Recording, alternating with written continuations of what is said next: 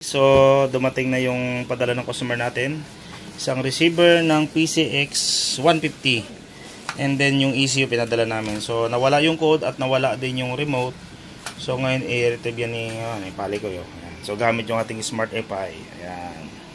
So, makita nyo yan guys kung paano isosolve yan. May kunting ano pa no. May kunting sunog-sunog pa. Ayan.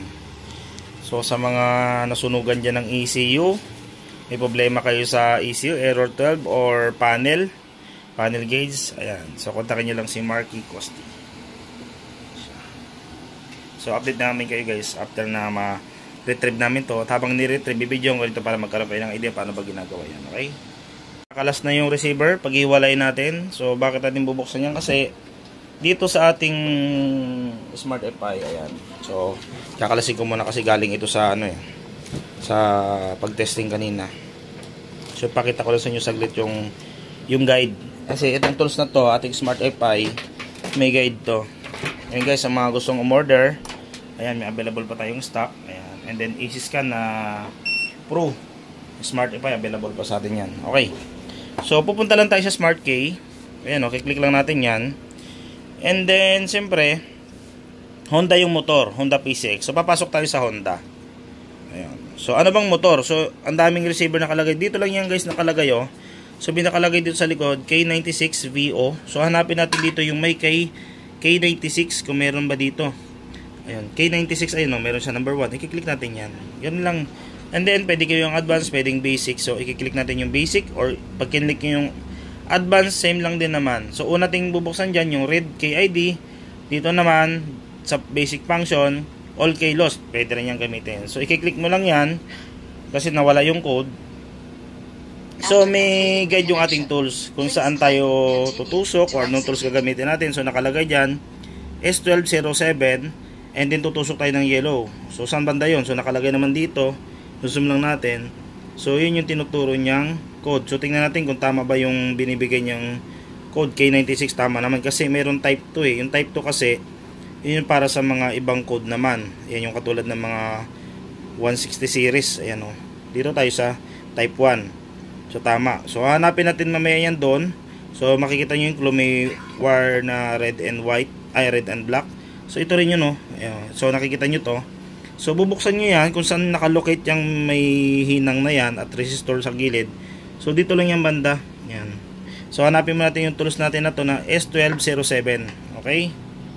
So yun, ginamit na microscope. Ayun o, makikita nyo siya o. Ayun o. Dinuguit-guit-guit yan o. Okay, yan o. Tinatanggal mo na yung parang rubber.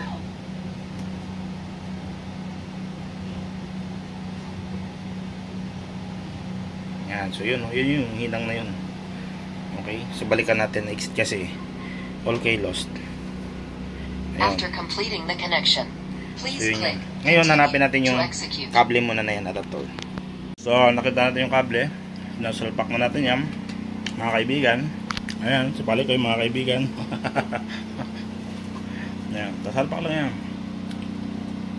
Okay. So, meron na kasamang ano yan.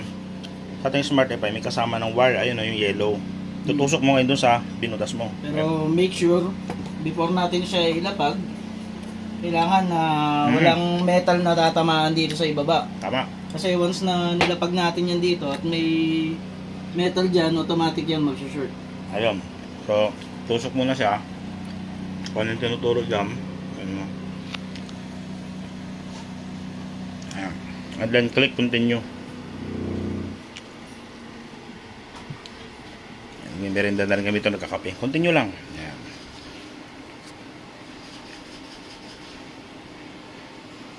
Mabilis lang yan. Ayun guys oh. Nakita nyo lumabas agad yung kanyang code. So yung kanyang code ay 214-611 ay 610014. Ngayon, i-confirm natin yan. Kung yan talaga yung code niya. Gagamitin natin ng simulator. Pwede mo na tanggalin yan. Okay. So i-confirm natin kung yan ba talaga yung kanyang code. Okay? So pakita ko sa inyo guys. Okay, so ganito. Gamit yung ating simulator. Ayan, pasensya na kayo, maingay paligid. May in-overall sa kabila. So, i-click natin tong ilaw na to, ipapasok natin yung code na yan, okay? So long press. Naka-off lang yan. Ay, so mali. Ito gagawin natin. Papasok natin to. Ito itong pula. Yan. Pagsaksak ng pula, iilaw yan. Yan. So, ulit. Walang power.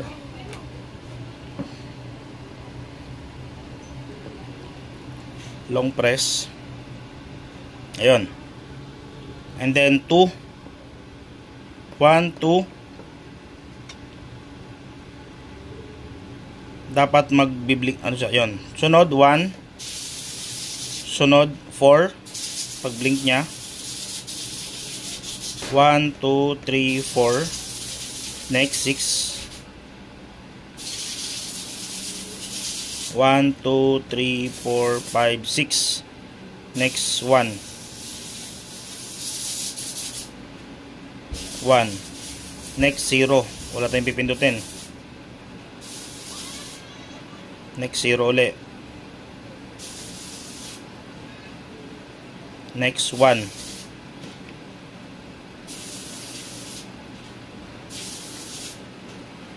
Next number 4. 1, 2, 3, 4. And then pag tumunog yan at nag-on, ibig sabihin yun yung code niya. Eksakto. Yan. Late yata tayo. Hindi pumasok ang code Late. May mali sa code. Ulitin natin. Ulit tayo. So isasalpak natin yung block. Yun, yung block pala gagamitin natin para doon sa sige, salpak mo. Ayan. And then ipapasok natin yung pag umilaw yan, pasok natin yung code. 1, 2. Sunod yan ay 1. 1. Sunod ay 4. 1, 2, 3, 4. Next nyan ay 6. 1, 2, 3, 4, 5, 6. Sunod yan ay 1. 1. Pasok muna. Yan. Sunod yan 0. Wala tayong pipindutin.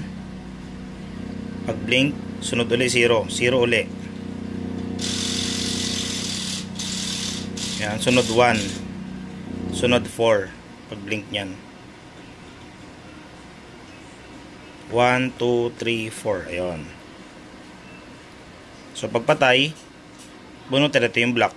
Ayun, bunutin yung block. Ayun, di on na siya. Pag on natin, gumana yung pump. Ibig sabihin, yung code na tinesting natin, ibig sabihin, yun yung accurate niya na code. So ang code niyan ay 214610014. So kahit wala naman ito guys, simulator na to, mapipair pa rin naman natin siya. Pero siyempre para sure board, para gumagana yung receiver to ECU, so kailangan natin yung simulator na to. Ngayon, didiretso tayo dun sa pagre-register. I-register natin ngayon yung bagong remote dito sa kanyang receiver kasi nakuha na natin yung code niya. So ito yung code na gagamitin natin. Yan yung naka-on. Ngayon, i-off na natin yung itong nawala na kasi dati niya. Pwede nang i-off yan. Naka-off na siya ngayon. So pag in-off natin yan, dapat nakatusok tayo doon. Okay, pero ngayon gagawin natin, idadagdag na lang natin yung bagong remote. Okay? So doon tayo sa bagong remote. Okay, so ito na yung bagong remote. Ayan. So ngayon, i-register natin yung remote na to doon sa receiver.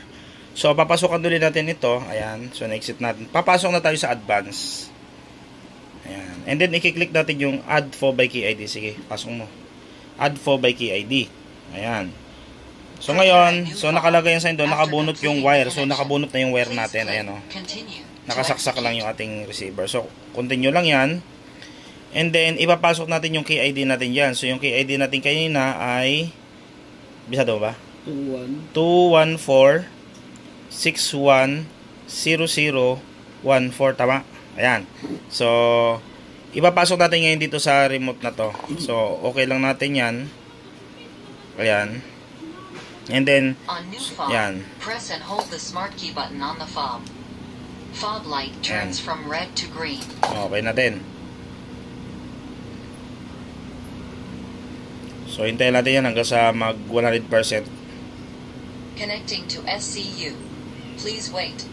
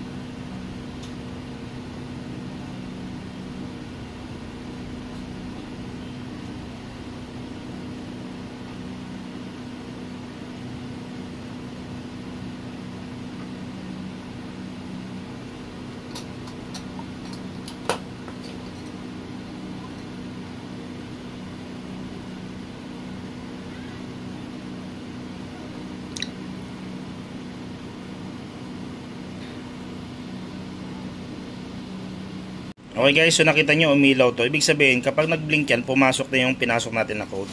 So nakalagay dyan, programming the key to success. So pwede natin i-testingin yan. Balik lang tayo doon sa basic.